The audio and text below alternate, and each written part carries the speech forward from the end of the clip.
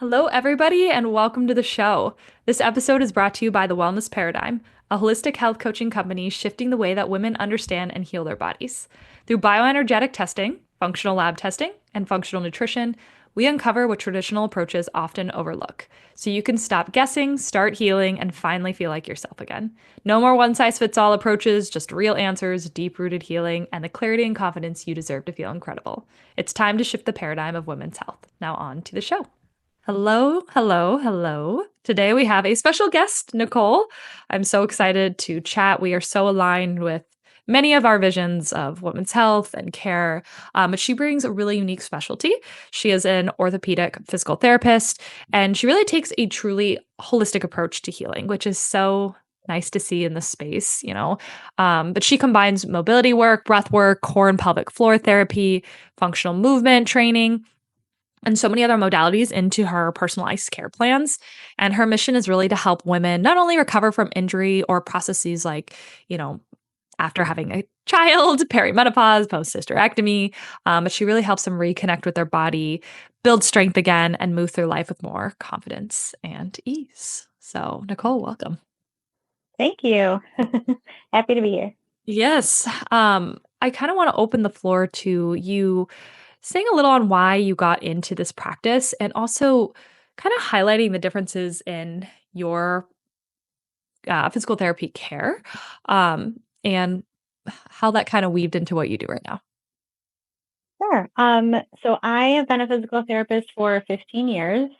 That entire time was spent in orthopedics, and during that time, I did continuing education programs on ACL tear injury and prevention, functional movement, core stability and strength. I have a fellowship, a 2-year fellowship in manual treatment, so orthopedic manual physical therapist is OMPT certification that I have. And so you know, I was focusing on, providing all these things and picking up all this information, ways that I could test patients and really find all the different areas that they might need help with or guidance with to really restore the function or build up to what they wanted to be doing. And I started noticing kind of a trend with my female patients. They just seem to experience the same issues or conditions differently than men do. So, like my ladies that were coming in for low back pain, they'd come in and say, "Oh, well, I'm having a flare up, but I'm going to start my period, so it's just expected anyway." And that's just always like, I just got kind of like a pit in my gut, like, do we have to accept that? Is that the way it has to be? Isn't there something else we can do? And I just would notice, like, even like ankle sprains or wrist sprains or even like hip pain, things like that. It was all kind of connected to whatever they were dealing with in their bodies at the time that sometimes had nothing to do with their joints or Mm. didn't appear to on the surface. So I kind of always just had that in the back of my head, like there's something more that we need to be doing here for these women. And then about, let's see, it was about 4.5, almost 5 years ago, I had my son, I had my first child in like the height of COVID. Mm. um, and, the resources for me for postpartum care, which I did need quite a bit, were just not there. And I found I thought as a PT and all the education I had, like I'd be able to handle whatever happened, whatever I needed to recover from. And, when you're in that space, I don't, any type of injury, any type of condition, and you're in pain and you're trying to figure out logically, like how to get better, you're just not, you can't be the advocate for yourself that you need to be. Um, and so I had all kinds of conditions that I just sat down and wrote down notes and figured out how to recover from myself. Um, and then I had my daughter 2.5 years ago and had a totally different birth experience, but a whole other kind of slew of issues and conditions to work through. And again, this was, supposed to be out of COVID, really, and just the resources weren't there. There was a lot of like negligence on my providers.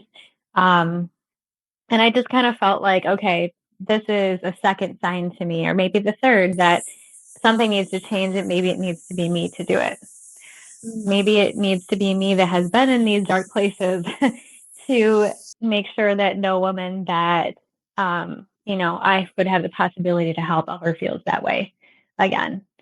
So my daughter was, see, she was 6 months old when I officially started my business and shifted gears. I pivoted into women's health. So I've done a lot of education and kind of really, really tried to tune in to, the female community in my area and what their needs are, what their experiences are, where kind of some of the other areas of health and wellness, the resources they have are kind of falling short, and what I can do for them. So I kind of have developed my own way of treating these patients. So every patient that goes through a plan of care with me, everyone gets a breathwork plan. Everyone gets a core stability plan as it pertains to whatever issue they're dealing with. Everyone gets recommendations for lifestyle modifications to support whatever they're dealing with. And it's been really great seeing just the level of confidence they gain in themselves and the extra just amount of progress in the life they're really able to aspire to with adding all those things that I feel like we're missing, from traditional PT. I love that. I think that it's a much needed gap, you know? And so I would be curious, what are some of the biggest things that you see with women outside of you mentioned like all these people were coming in with similar issues that weren't really joint related, but they were affecting the joints, right?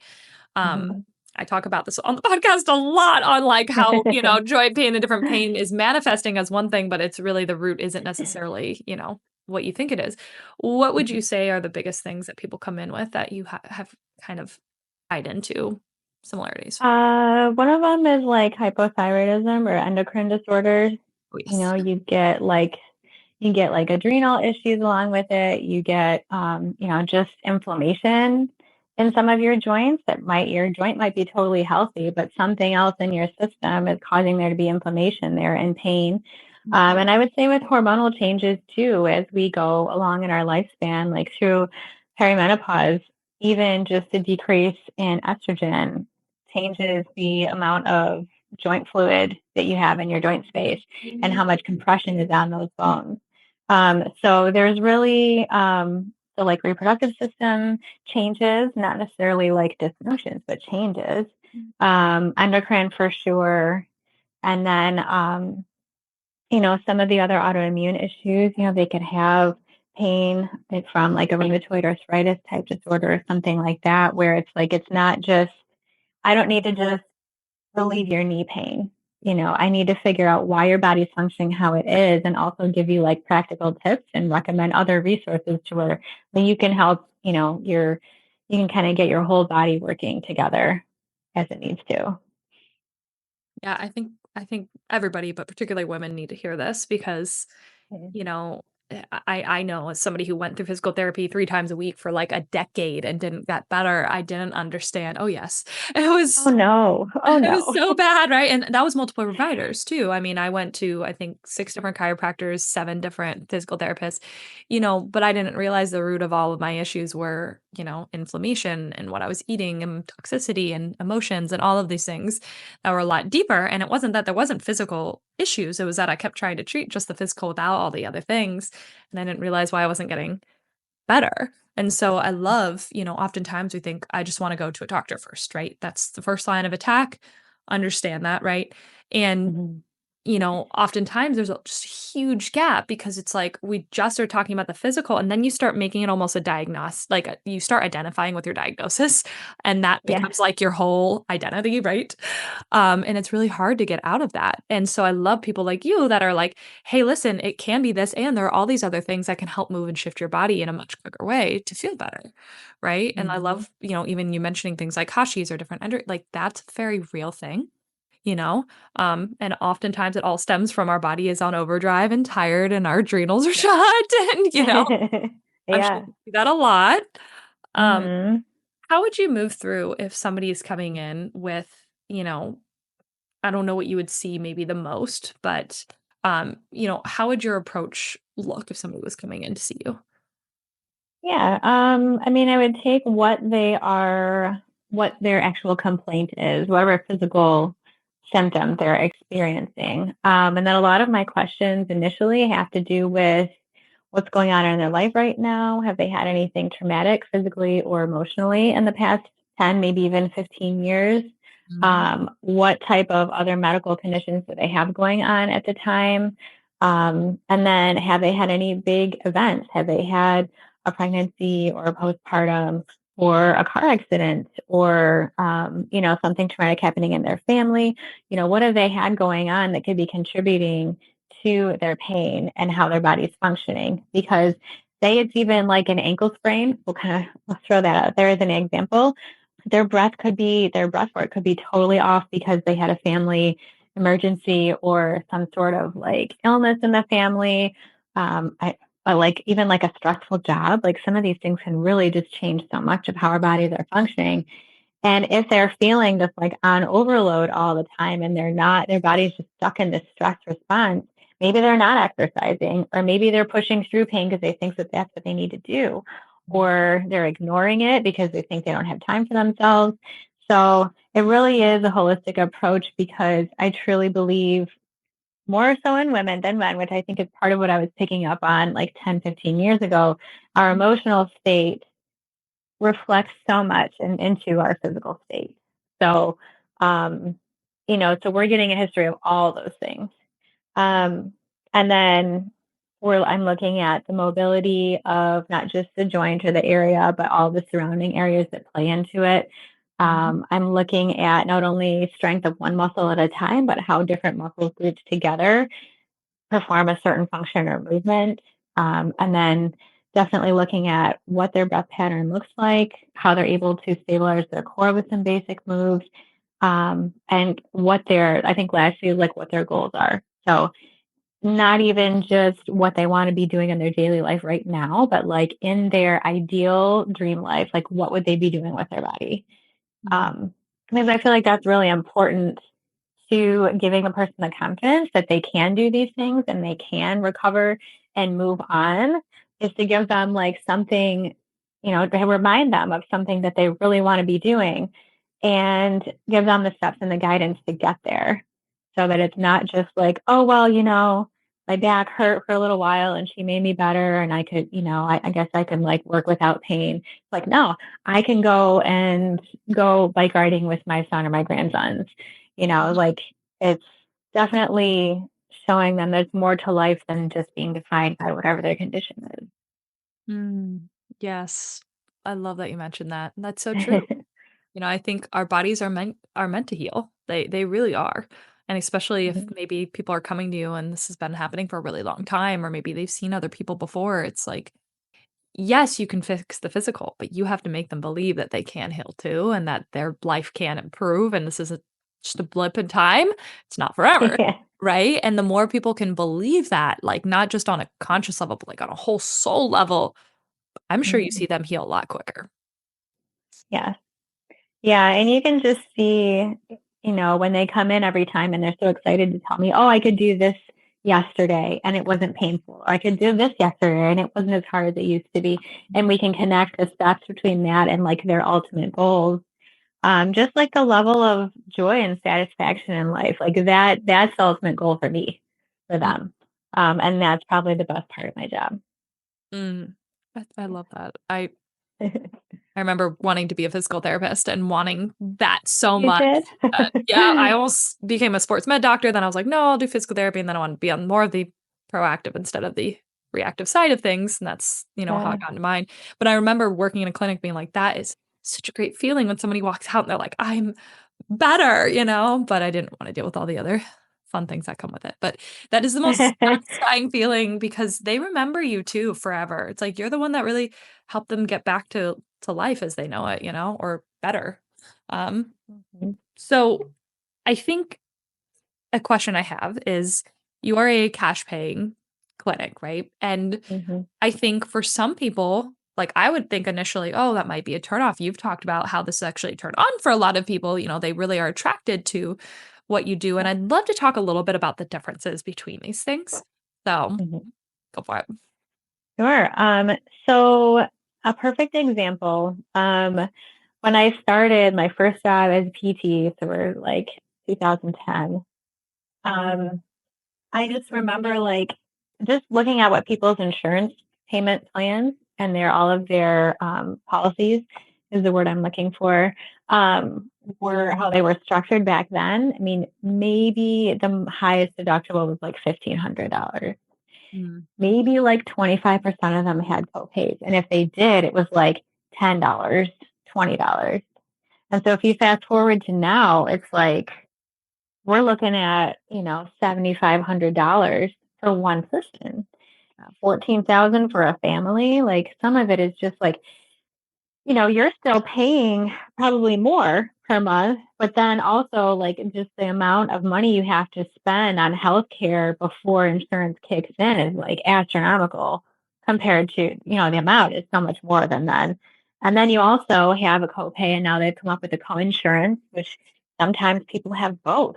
So they've got like a flat rate they pay, a copay per visit to a specialist, and then they've got to pay a percentage of whatever the visit costs, which is your co-insurance on top of it. And on top of that, for physical therapy, and this goes it goes for OT, and I'm sure speech and some of the other specialist treatments. Both of them will put limits on how much treatment you can get. They'll say you have 30 visits per calendar year, 10 visits per actual episode.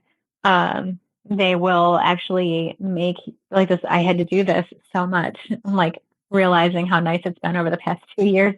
But I used to have to fill out forms saying this is what's going on with the patient and send it into them and wait for them to tell me how many visits they thought the patient deserved.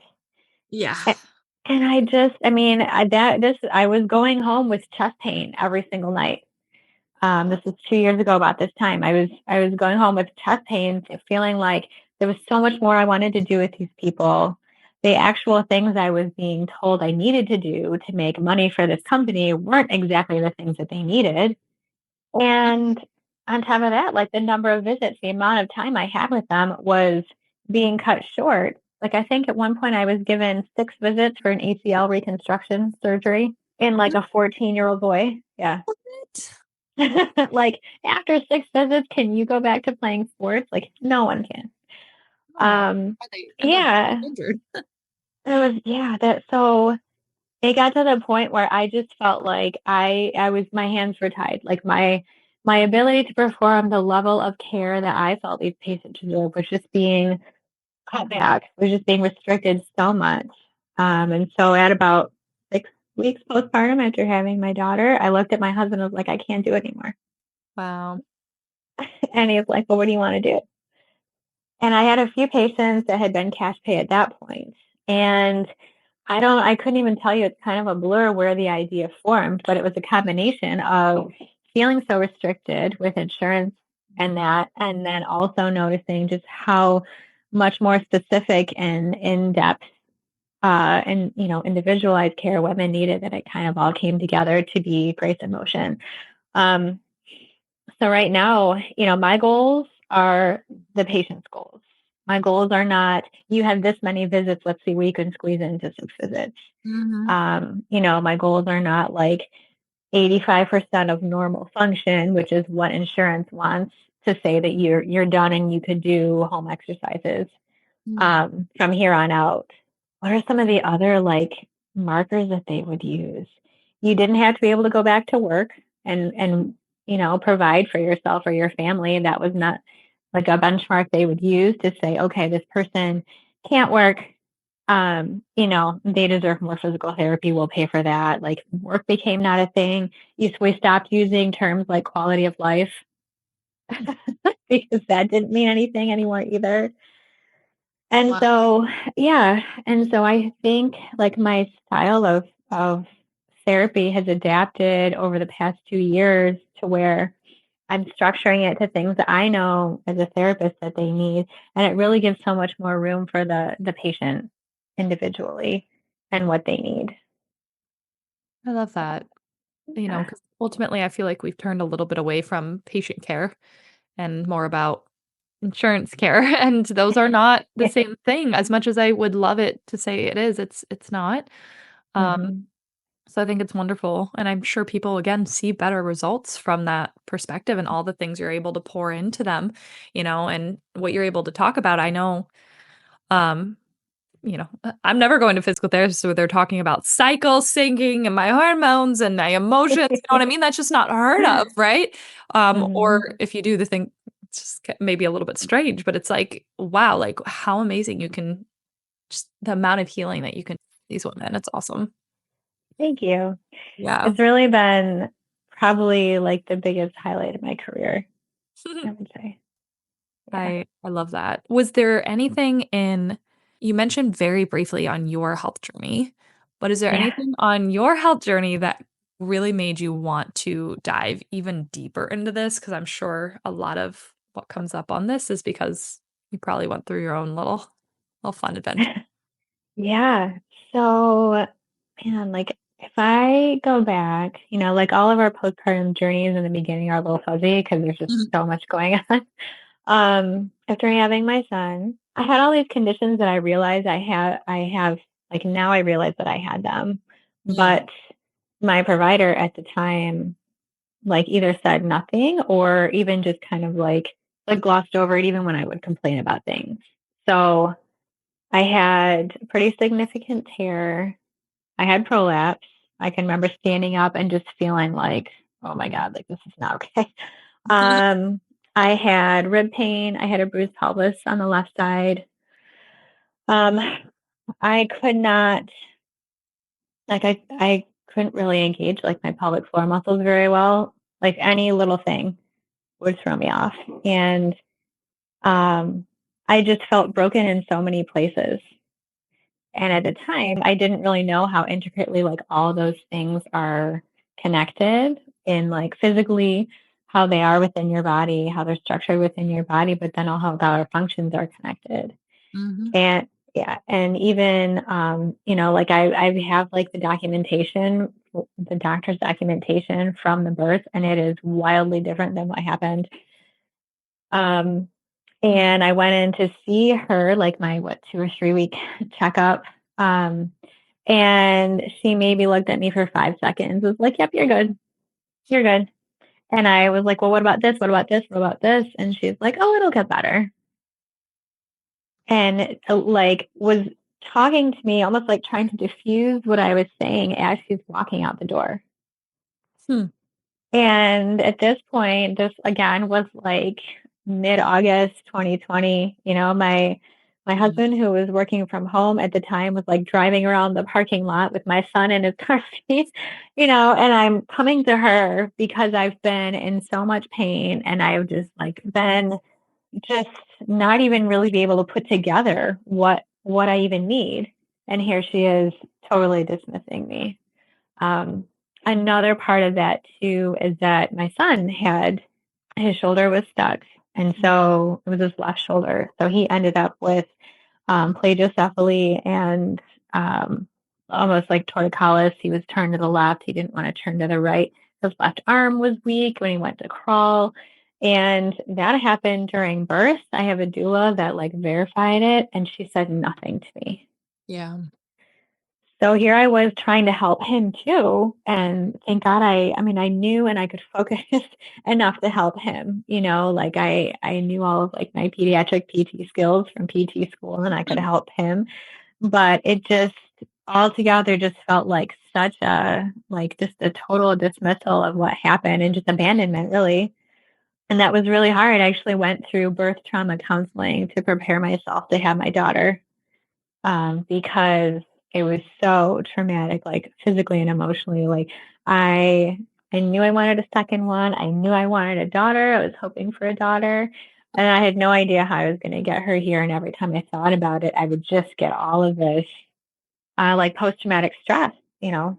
And I ended up having a C-section with her because she was breech. And then I couldn't get a hold of my provider. The phone would ring off the hook. I couldn't leave a message. I kept calling. It was really strange. And at 6 weeks post-op, I knew my scar was infected, and I couldn't get a hold of them. So I was calling around to any other provider, OBGYN I'd ever been to, and being refused, saying, well, I can't see you because I didn't do your surgery. Mhm. And at that point, I knew it was infected. I tried, like, what little I know about wound care to try and, get rid of it, and kind of be able to move on. And I ended up finding a practice where someone would take me, and it was infected in two spots. It probably had been infected for a couple of weeks before I really could get some care for it. And that totally changed my, like, the trajectory of my recovery. Um, even now, I'm working on healing a diastasis recti that, periodically comes back. I, like, just this week, like yesterday, started a whole new program that I put together. And I mean, certain things, like, I remember, like, trying to go from, like, all fours up into, like, bear pose and just lift my knees up a little bit and nothing happened. Mm. I mean, I was really at, like, rock bottom as far as knowing how to use my core muscles and function. And so that was probably the point there where I was just like, this is not okay. And I never knew, you know, I never knew until I had children. You would just, women don't share their birthing stories Mhm. openly. And I think part of it is because you don't want to scare a woman that might have children away from doing it. But there's just such a huge myth there on the type and the amount of care that women um, deserve and that they get, especially in this country. Like, I just learned today that, like, in India, postpartum, like, pelvic floor care is Mhm. standard Mhm. Yep. after having a baby. And here, even to this day, some of the moms I see, they're like, well, they told me it wasn't as bad as some of the other ones they've seen. So they Mm. really didn't see that I needed any help. Doesn't that feel great to hear? So it started with postpartum, but then it expanded into memories of, like, watching my own mother learn how to advocate for herself with Mhm. different issues, and just feeling like women need to be inspired in that way. They Yes. need to be empowered in that way. Totally. Yeah, there's a big gap with the system, especially with moms. Yeah. I talk to my client who's an OB all the time, and she's like, "We tried so hard." She was the director of a clinic. She's like, "We tried really hard to get it approved to where every person that came through our clinic, like, they would have a few sessions, and it kept getting denied, denied. It's just like they couldn't get anything to go through." And so she's like, "We had to eventually drop it." But it's like, why are we not talking? Why wouldn't it's like your organs have to be falling out? Do you need, a prescription? Oh, that's bad enough to get some help now. I mean, I can't tell you. You probably seeing a perimenopausal and menopausal women. So many women, if they went through pelvic floor therapy postpartum too, probably wouldn't be having a lot of the issues that they're having now. And we don't Mhm. link it. We think, oh, it's just my age, but a lot of it is just like you don't really need to pee every time you walk or do a jumping jack. That isn't normal, all of that back pain Right. might just be the fact that your pelvic floor is weak. It's like if we just took Mhm. more of a proactive approach, it would be I know it's easier said than done, but so many women would feel so much better. I know. I totally agree. And I'm waiting for, like, what level does it have to be at? How many women need to be saying this and how many providers need to be saying this before actual change happens? And these things are offered to women instead of them having to find ways to learn about it first, figure Mhm. out if they need it, and then go find the resources to give them the care they need. There's just so many barriers still. So, So many. And really lack of good providers too, I think a lot of people are getting out of the profession, unfortunately, too, because of limitations and, I mean, uh, it's difficult, at least from my perspective of friends and, different people that have been on here. It's tough. mhm. Yeah, but needed. Yes. Yeah. I think even in my area, I'm seeing and hearing about more cash-based providers, even even just family doctors. So that's really cool to see, and really network with them and kind of collaborate with them on, what the challenges are, what the struggles are, and kind of all together, like, try and take this movement and bring it forward and hopefully eventually have it be, not so that insurance doesn't exist because there are needs for it, but maybe that the actual structure of the what insurance covers is so much more holistic to the person's well-being and not just focused on, well, your condition costs us too much money, so we can't pay for your your therapy or whatever it is that you need. Mhm. Absolutely. I love that. Well, Nicole, this has been incredible. I really appreciate you being here. If people want to find you, I know that she is located in the Metro Detroit area and Macomb, right? Actually, yeah, I'm in Shelby Township right now, but starting the beginning of May, I'll be moving to a new facility in Washington Township. So. Oh, very cool. If you're in the area and you know where that is, amazing. If you're not, you can still check her out. But where can people find you? I am on Facebook and Instagram. I am on LinkedIn as well. So if you were to search for Grace in Motion Physical Therapy and Women's Health, you can find me there. I also do virtual visits. So it Cool. depends on the condition. But yes, as far as like the prenatal and postpartum coaching, the cycle sync counseling, even, some of the personal training and PT that I do, if it's more, exercise based or more postural work based, things like that, those are things that I can do virtually. And I'm starting to work more into just so I can have a broader reach. But yeah, that's where you can find me. Oh, wonderful. That's so awesome. Just being able to reach more people. Yes. So Yeah. definitely go check her out. Nicole, thank you so much for being on the show, and I'll catch you guys on the next show. Thanks for having me.